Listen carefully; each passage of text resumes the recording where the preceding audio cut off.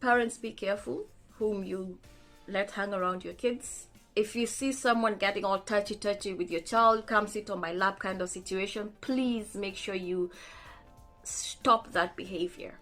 If you see someone always trying to tickle your child, always trying to play with your child, hug them, touch them, stop that behavior. Stop it. Make sure it stops, because that's how it starts.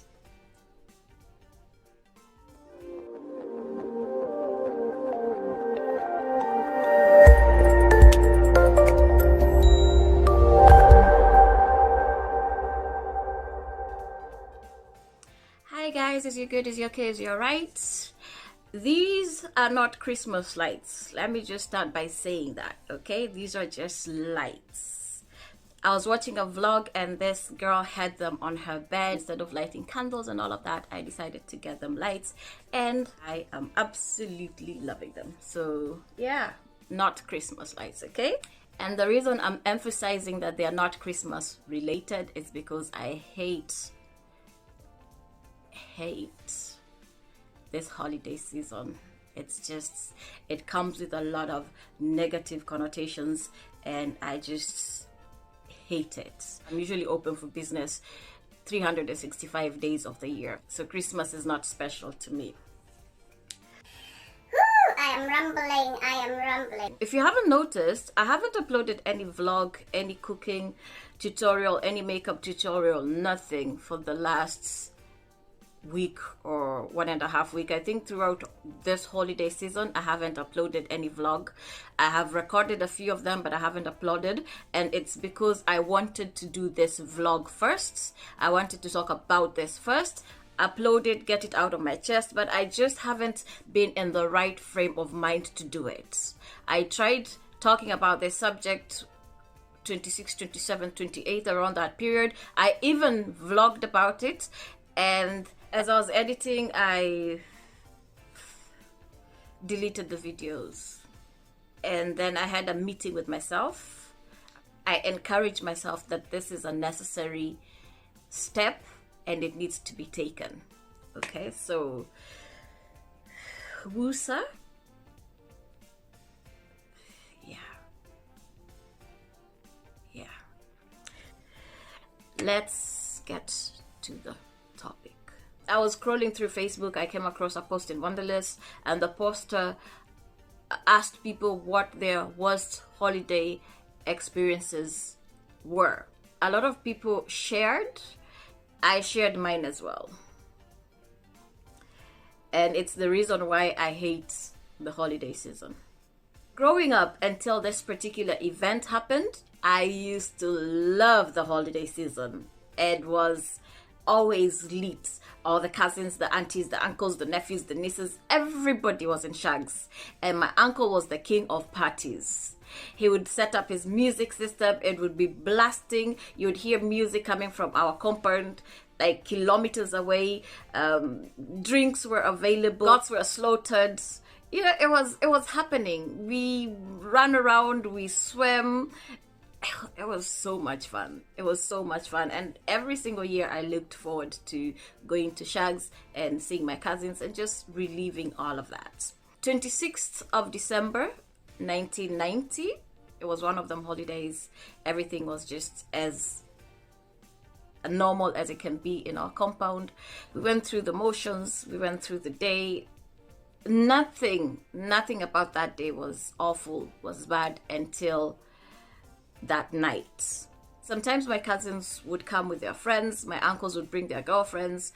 It would just be too many people in the compound and not enough beds or just not enough places to sleep. It was customary for some of the nieces, nephews, cousins, even me, to sleep over in the next boma, and that belonged to my grandmother's brother. We used to spend a lot of time in that boma eating guavas, and it was just 2 minutes away, and it was family. His firstborn son had his own place, which was just a single room just above his father's home, and sometimes we would sleep there. It was normal. This particular night I was hanging around that boma, and It was just decided, hey, since you're around there, you might as well you might as well sleep over there. No one would think anything of it. No one. So I did. I made myself at home and I slept. I couldn't tell what time it was, but later on in the night, he came home. And in his drunk state, I think he forgot where he was supposed to sleep. I don't know. I don't know what he was thinking. He came home with a friend. They were both drunk. And I remember I used to sleep with the lights on. And by lights, I mean this like small kerosene lights. Remember those? Just a very small one with a wick. You remember those, right? It was on. The door wasn't locked. There was no need to lock doors. Nothing happened in Shags. We're talking about 1990. Nothing happened. I am a very, very fast sleeper. You can have a party, you can kidnap me, and I will just keep on sleeping. So when he came in, I just kept on sleeping. And I also sleep like a witch, as my mom puts it. I move all over. I throw away the blankets. I can be wearing a nightie, but eventually it will be all up in my head and I will end up naked. I think when he came in, he saw this naked woman sleeping in his bed. I might have been a child, but to him, I was a naked woman. So I opened my eyes. The first image I saw was this naked man standing in front of me. There he stood, completely naked, and his friend was sitting on the bed. I looked at myself, and I was naked. The lower part of my body was naked. I jumped out of the bed. His friend yanked me back on the bed.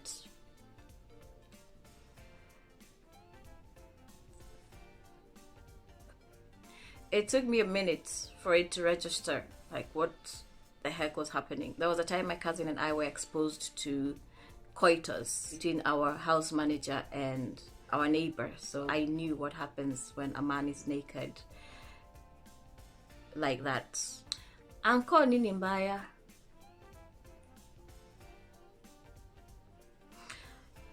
Sometimes when I'm thinking about this and replaying it, that moment I'm back on the bed and he's on top of me, it happened very fast. That moment I was yanked back into bed and him getting on top of me and me telling him Anko naniumiza.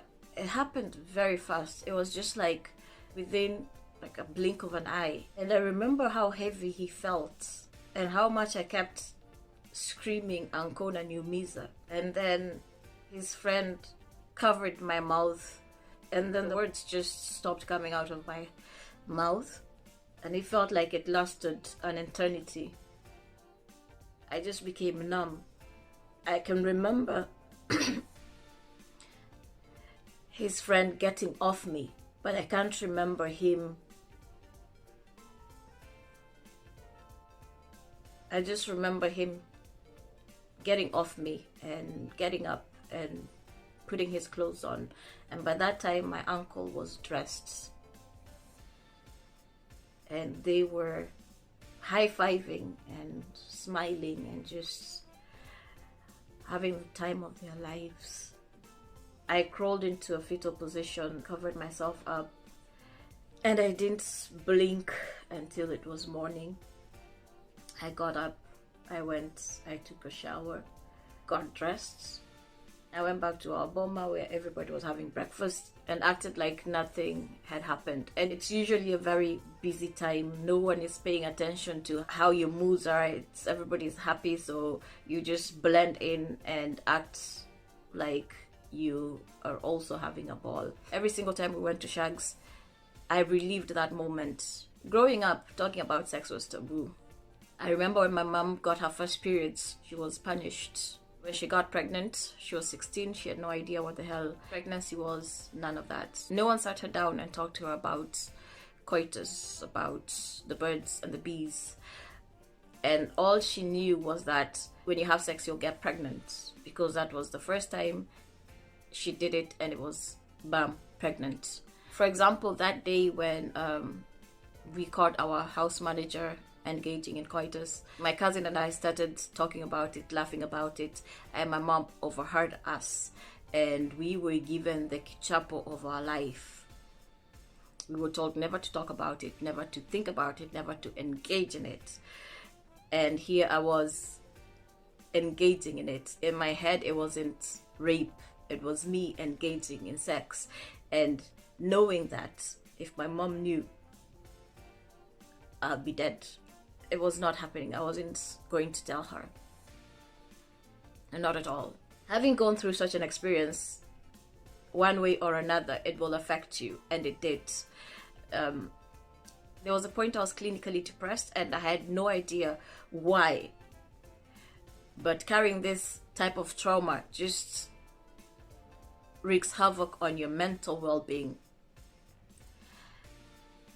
When I turned 21, I wrote my mom the longest letter ever, and a day before I turned 21, I sent it to her. I couldn't even face her and give it to her and have her read it in front of me. I wanted space between us while she read it. And after she did, she called me. She drove over. It was a Monday. I was home alone. We talked about a lot of things. Before then, we had not been really open with each other. We had not had a friendship type of relationship. We had a mother-daughter type of relationship. But that day changed everything. That day, we talked as friends. We cried, we hugged. It was a very cathartic moment for me. I think that was actually the moment that I learned to own my emotions. Also, that is the moment that I realized that it wasn't my fault. I had done nothing wrong. I was a child, and the adults in this situation had taken advantage of a child. If someone takes advantage of you and shatters your dignity, know that it's not your fault. If you say no, it's no. There is something that I read and it was so powerful. I will post some of the screenshots on this video, and it is something that all men need to read and understand.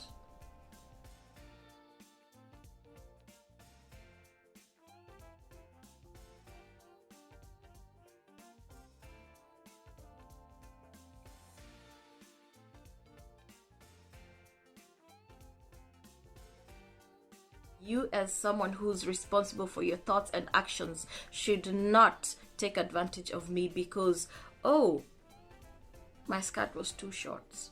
If you've gone through anything that is traumatizing, if you're going through domestic violence, please contact Usikimye on Facebook.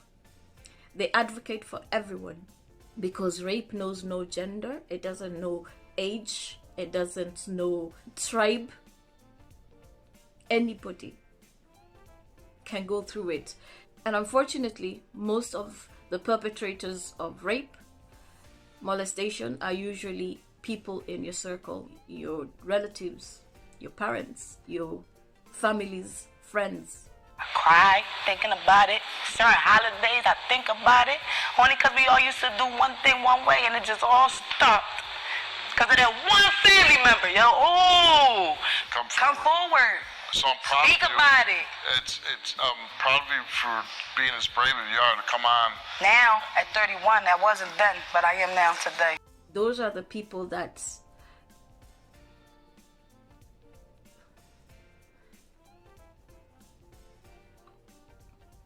and it beats me why parents, be careful whom you let hang around your kids. If you see someone getting all touchy with your child, come sit on my lap kind of situation, please make sure you stop that behavior. If you see someone always trying to tickle your child, always trying to play with your child, hug them, touch them, stop that behavior. Stop it. Make sure it stops, because that's how it starts. So guys, thank you for allowing me to share this experience with you. I have talked about it in passing. I'm 38 years old and this still affects me. There are moments where it haunts me. During the holiday season, I tend to have flashbacks. I tend to dream about it. It tends to occupy my head. But I have learned how to deal with such emotions. I have learned how to not let them bring me down like they did in the past.